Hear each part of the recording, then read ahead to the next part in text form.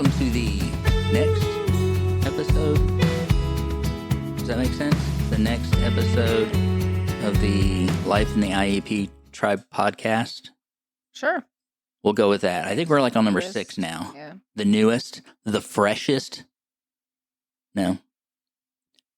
We'll just say that we're now starting episode 6 of the Life in the IEP Tribe podcast. Nope, I'm not going to do it. I see. Okay, so you guys can't see this, but I have this board that I use, and it's got all this really cool, like, built-in stuff. And I really want to push the buttons, but I don't know that it's necessarily the best use of our time and equipment. So how are you doing today, Laura? I'm doing all right. How are you doing? You know, I'm pretty good. So we're recording this midweek. And oddly enough, it's been a long time since I have felt this awake at almost 5:30 in the evening in the middle of the week. Usually we hit Wednesday and I'm already Friday tired. Right. Like I'm whooped. But no, feeling pretty good. It's been a good week with our kids. Our kids have been awesome. Of course, we can't talk about them as far as who they are and whatnot. But I will tell you this story, though. So we were hanging out in my classroom, and in our school that we work at, they do these theme days, right? Right. For the holidays. And so some of these kids that we've had them for multiple years. This isn't their first time with us, and they're not new to the group or anything like that. So they're pretty familiar with all the paras and us, and so we had the ugly sweater day. And one of our paras, who, I mean, she's been in this game a long time and knows this particular student, has known him for many years. Well, I mean, as many as he can be because he's in elementary school. But she looks at the student and says, "Oh, student's name, I love your ugly sweater." That boy, his smile turned upside down. And he's like, "Ah!" And as soon as the para said, I thought to myself, this probably wasn't the best use of words. And she had to rush over and console him because he was convinced that this teacher of his called him ugly. I heard that his lip poked out pretty far and started. Yeah, if he would have tried to walk, he would have tripped on it. Mm-hmm. But he got over it pretty quick, and she felt bad, and we all laughed. I mean, we didn't laugh at a crying kid. So anyway, nobody got laughed at, nobody got poked fun at, but it was a funny situation. Yes. And so as we move into this holiday season, we were chit-chatting, and there's some things that we think would be beneficial from the parent side of the IEP and as far as approaching holidays with our children that have special needs. And there's a lot that comes along with that. So my question for you, Laura, to get this thing kicked off is, what are some great ideas for the holidays? Okay. No pressure. I know you talked about from the parent side, but I think there's a couple of things like from teacher side as well. And, as we know that our students with disabilities, they have different, likes and dislikes than the norm. And for teachers, we found it difficult to figure, okay, so what do we do for some of these celebrations? What do we have? So we take the Grinch, the Grinch's, what is it called? Jubilation. And they have the roast beast, and they have these cute Grinch flavored thing, or not flavored. That sounds really horrible. weird. I feel like I just looked an ashtray. Well, yes. Yeah. Anyway, so Grinch themed foods, and you start like putting green pudding in front of our children, and that's not going to go over very well. Or you try to give them grapes and bananas and strawberries, although it might look like a Grinch head with the Santa hat, they're not going to get it and be like, no. So sometimes having parties is difficult this time of year for the teachers. And I know one thing that we've done in the past is, hey, just have your child bring in their favorite sweet or salty treat, and because not all of them like sweets either. Mm-hmm. And you can't just have a pizza party. They don't all like pizza. And so, or they don't like the brand of pizza that we got. Oh, And that's the thing. that is the thing. Or chicken nuggets. We can't just go and get, a box of chicken nuggets and ask the kitchen to cook them for us. And so that can bring some struggles. So what, we've, as teachers, what we found works is asking parents for donations to do that, or like at the end of the school year last year we had a breakfast Mm-hmm. because all our kids like breakfast foods, it seems like, especially if they're carbs. Yep. And so having a breakfast party, but that, so with that, I also want to stress to parents, don't worry about the norms when it comes to um buying for your child, or doing the things that your friends are doing with their kids. And your kid might not want to go see Santa, and that's okay. That's okay. Because really, and I know, Jared, you and I've had this conversation about Xander, well, we wish he could do this, or we wish he would enjoy that, but he really doesn't care. He doesn't feel like he's missing out on anything, where we might feel like he's missing out. He's living his best life, and none the wiser or not, maybe the wiser, not caring. So I think that would be, my first suggestion is just don't worry about what everybody else is doing, or try keeping up with what everybody else wants to do. If your kid has no interest in having an elf visit them every year, it might be terrifying for some kids that there's this thing in my house that keeps moving around every day. And that's okay. So I think just feel out what your kids want to do, and make new traditions if you need to. So, teachers of special education classes, feel free, just to reiterate, feel free to focus in on the things that your kids do enjoy versus trying to get them to enjoy things that they may not just because other classes do it. And then as for parents, it's kind of tough. So, just the other night, we were watching, I guess we're allowed to, we were watching a movie the other night, and it was, what was it called? Wonka. That's what it was. And if you haven't seen it, it's pretty I enjoyed it. You enjoyed it. Yeah. And it's the story about Willy Wonka before he has his chocolate factory. And it was pretty cool. I guess the movie came out maybe a year or so ago.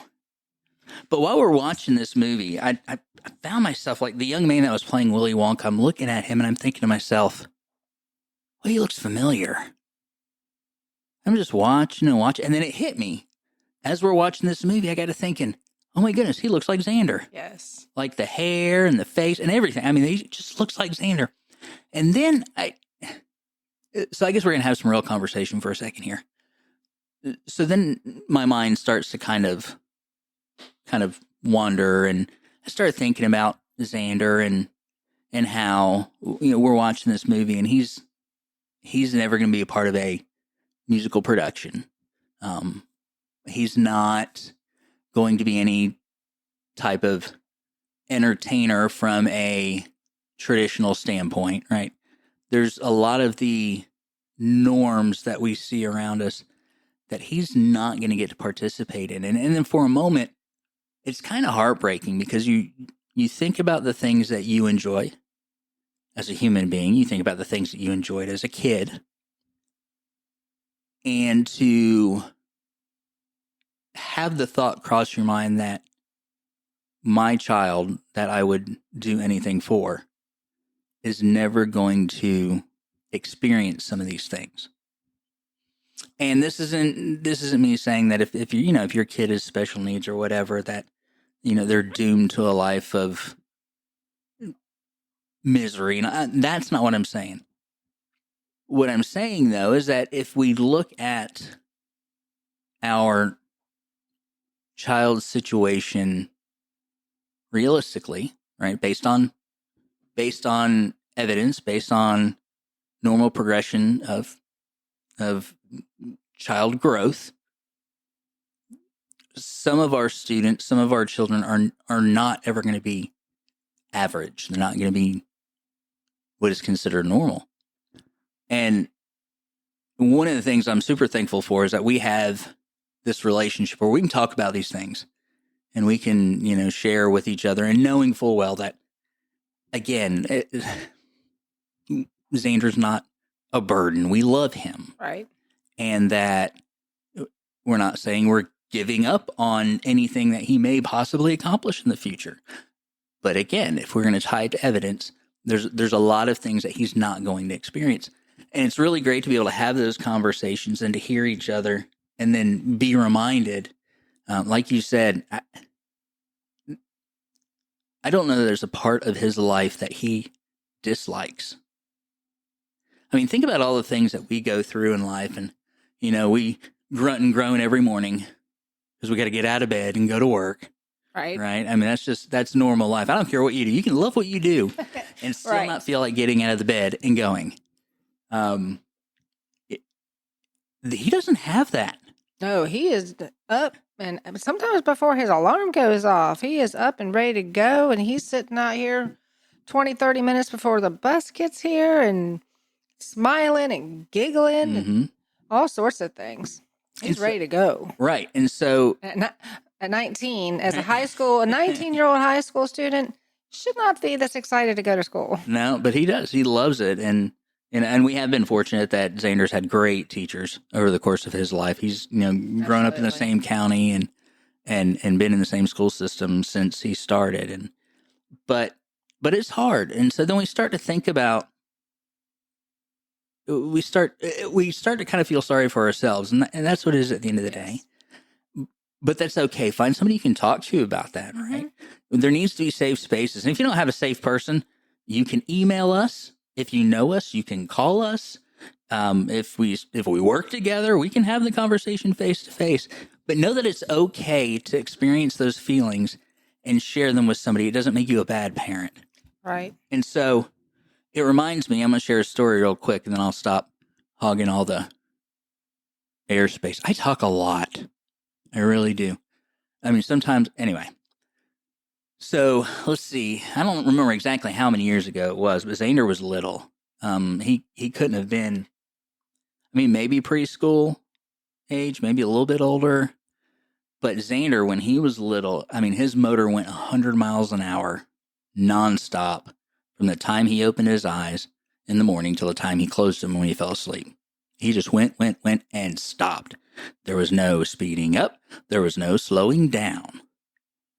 And my parents do this really cool thing to where they try to set up experiences for our family around the holidays. Instead of people just getting a bunch of gifts for each other, they'll try to find something that we can all do together, whether it's go stay at a cabin or get an Airbnb somewhere that'll hold the family, and really just spend time together and have a great time. Well, this one particular year, my parents rented a cabin at a state park that's roughly about an hour and a half away from us, 2 hours. Sounds right, yeah. Somewhere in that vicinity. And this particular Christmas, it was myself and Brandon and then Xander. So it's me, Xander, and his older brother, Brandon. And we went to go meet the family out at this cabin in the state park. And, we get out there, and like my brother's out there with his family, his kids, and my sister's out there with her kid, and people were staying the night, right? So everybody's there. We're going to stay for a few days, but it wasn't going to work for us. Like, there's no way that Brandon and Xander and I, and that's with my family who has been nothing but supportive this time. My goodness, we need to put some pictures out of Xander hanging out with his grandfather, who is his best friend. Oh, absolutely. Like, without a doubt. So it's not even a Grammy that is gone here, there, and everywhere with the kid. Make sure that he's taken care of. Yeah. My family's been such a great support system. Yes. But there's no way we're staying there more than the course of that day. because while some kids can just go play on the playground and their parents sit and watch, or walks can be taken down by the river, I have a son that as quick as can be, and you turn your head and he's gone. Has no fear. Right. He's taken off, and so it got to where it's like I was spending more time corralling him than spending time with my family. And so I get back in the car and I'm making that drive home and can't help but think to myself, not that it's not a matter, again, of hating the situation, hating what's going on, but the idea that at that time that my son can't just go play on the playground with those other kids. But he has two cousins that are same age, born the same year. Yeah. That the two cousins played together and grew up together, and Xander grew up. He's the same age, and that there wasn't that connection there that was between the other two. It's hard. And we talk about that kind of stuff pretty often. So if by some chance you're a parent of a child and you find yourself in these situations, number one, know that it's normal. It's normal to have feelings like that. You love your kid. You want them to experience all the things that you can think of that you enjoyed experiencing. You want them to be able to have that same opportunity. So it's heartbreaking when there is sometimes a reality presented that it's not going to happen. So it's okay to feel these feelings, but it's so important to talk to people about it. Find somebody safe to talk with and know that it's okay to have these desires for your kid.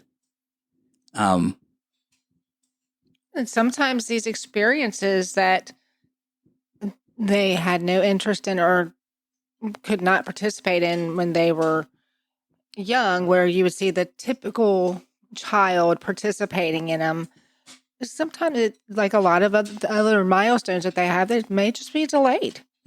Xander still likes to go see Santa Claus, where when he was little, he didn't want to have a whole lot to do with them. But he still likes them now. In fact, the high school has Santa come see his class.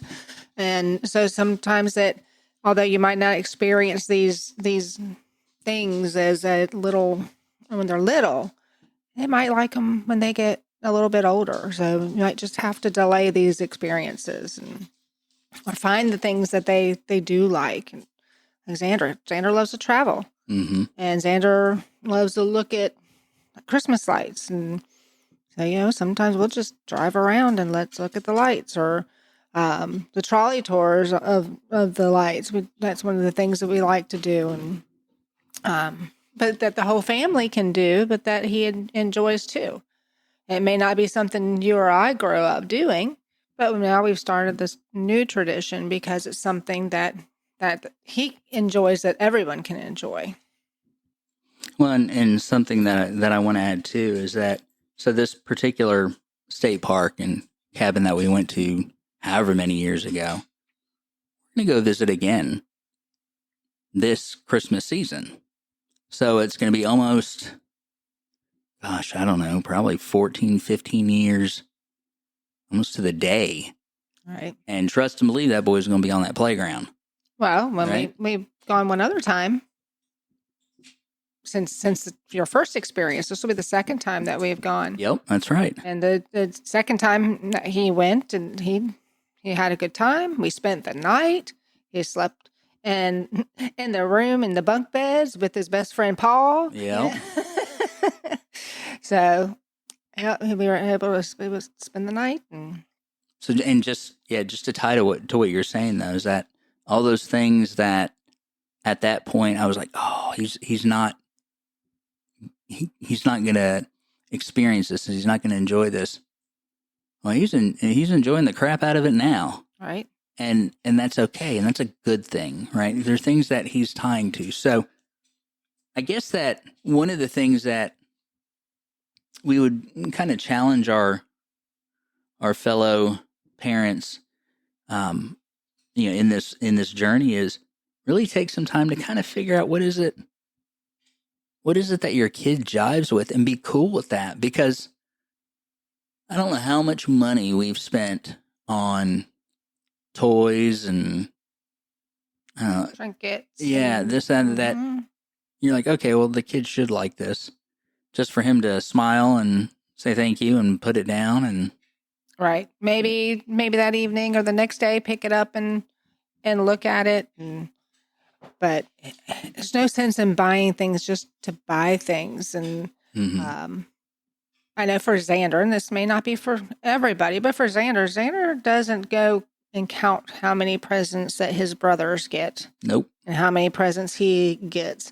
Because I know keeping things even is kind of a big thing for a lot of families. And so there's been times that Xander has had same amount of presents as his siblings, and then there's also been times where we've spent a little bit more money on Xander because instead of buying him the toys and the items, we took him somewhere. And so it was like a family gift, but it was really his gift. Like last year we went to Wild Adventures because the kid loves some roller coasters and he loves some Christmas. So if we could have, he could see all the Christmas trees. You ask him, Xander, what do you want? What do you want for Christmas? A Christmas tree. Well, you have a Christmas tree, a star.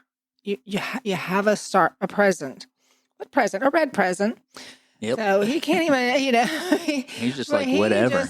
He just likes the holiday. He loves watching the movies. He loves just the experience of it, and really doesn't pay, isn't upset with what he does or does not end up with under that tree. And even with the whole idea of experiences, I think it's really cool that you mentioned the lights. I mean, that's something that doesn't cost anything more than gas. Like you and the kid or your family, whatever that family dynamic is, get in the vehicle and go look at some lights, and that that doesn't cost a thing in it, but it's an experience. It's so what we have found is experiences make all the differences in the world, and so so we're like super jazzed to see what it is that how he responds to what he gets this time around, and we would love to hear any, I don't know, suggestions or ideas or, what does your kid love to do? Maybe you're a teacher. What student that you might have with special needs or an IEP or, whatever. What do you find that they really jive with and they really connect with and really enjoy? Because at the end of the day, I mean, stuff fades away anyhow. Right. And I don't know that I have anything from Christmas when I was a kid, right? I don't know that there's anything that was so magnificent I held on to it for my entire life. But sure, I have Christmas ornaments. Now you do, because you will keep things and store, not like a hoarder, but you hang on to stuff. I tried that before, and I forget where I put things. I remember one time, here's a fun Christmas story. So these kids always do these, the schools do these like Santa shop where the kids can go buy stuff for their families, their siblings and their parents and all that. So we were living in Pennsylvania at the time, and my parents had given me money, and I went into this whole Santa shop and went shopping for whatever. And I remember specifically buying my brother, who's 6 years younger than me, a couple of Hot Wheels cars. And so he came into our room, and I was trying to hide them until Christmas. And so he ended up finding them. I don't know how if he saw me put them where I put them, or if I don't know. But he ended up finding the Hot Wheels cars. And I got so mad at him. I'm like, all right, cool. You're not getting them. And of course I didn't mean it, because that's just mean. But I swear to you, I have no idea where I put those cars. Still to this day, I don't know where they are. I don't know where they went. Oh, he probably found them. Well, now you say that, he probably did, because he's a sneaky little cuss. Yes. He probably found them and went and played with them and hid them himself. Yeah, that makes sense. But I did. I felt pretty crappy about that. But I don't really remember why I told that story. Oh, we were talking about stuff. Yeah, never mind. things from. But yeah, presents and I mean, presents are good, and kids love to open presents. We're not saying don't get your child presents. We're not saying that at all. But give them those memories and those experiences too. If you have a child like ours that he just wants to go and do, and I know we have a friend and coworker too that had said her son loves to experiences and loves to be outside. So a lot of their gifts are outside items, even though it doesn't get as frigid here as it does in other places. And so they can use those outside toys a lot longer there. But even if it's cold, I know they'll take them outside to play. Yeah. Well, yeah, where we live, it's winter for like, I don't know, a week and a half or something like that. But I'm not complaining. So, with that said, do you have anything else you want to add, Laura? Let's do a recap. If you're a sped teacher, know your students. Like, take the time to see what they like. And if they don't care, then don't put the time in. Like, it's okay to find the things they like and invest in that, your time and whatever you want to invest in that, so that you can help them have an experience. I guess I do have something to add. Speaking of that, like we did last year, traditionally, teachers get little, goodie bags and some different, candies and toys. And over the years, we found out that our students really don't care about those things. So last year, we got a class present. We pulled our money and got them a trampoline for the class. And instead of sending home goodie bags, we'll probably either sit at the bottom of their backpack or make their way into a donation box or bottom of a toy box. And I'm telling you, Xander comes home with stuff every Halloween and Christmas, and like if we didn't eat it, right, it would be there the next Halloween or Christmas, because he does not care. No. But luckily for him, he's got a dad who will eat just about anything, so I help him with the candy when I can. So 1, find out what the kids like, invest in that, watch the smiles. Number 2, if you're a parent, it is okay to, 1, be kind of bummed if you realize that there's some things that your kid is not going to be able to experience right now. But know that if they're not interested in it now, they can't be disappointed, right? They're not going to sit there and be upset about something that they don't care about. Right. So what do they care about? Right. So we talked about like Xander's experience. Xander, you can drive him around the block and he's all about it, right? Especially if you take him in a convertible with thaw. Yeah.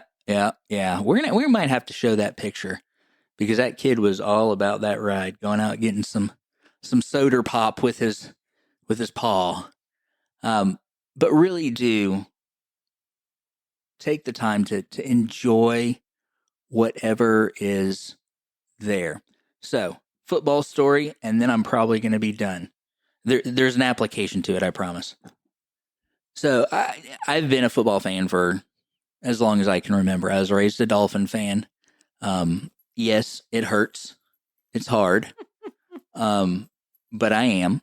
And so I've been fortunate enough to follow the Dolphins during the Tom Brady era in New England. And that guy, golly, I'm pretty well convinced that he sold his soul to the devil, because nobody wins games like that. No, I mean, it's ridiculous. But anyway, so Tom Brady retires, comes back, plays again, wins a Super Bowl, and anyway, doesn't matter. He wins a bunch of Super Bowls. Can't stand the guy. That's not true. I don't even know him, but I'm going to go on with my story. You wish he was a Dolphin. I did. Every game I watched, I say, I hate this guy. I wish he was a Dolphin.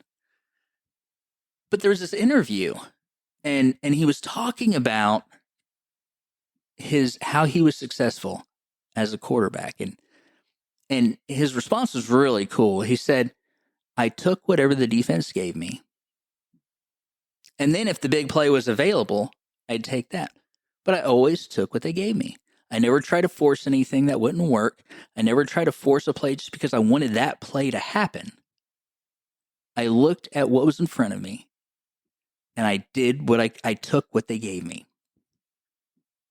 So again, this is coming from a quarterback that's played in 10 Super Bowls, 10, 9, and won 7, which is ridiculous. Nobody does that.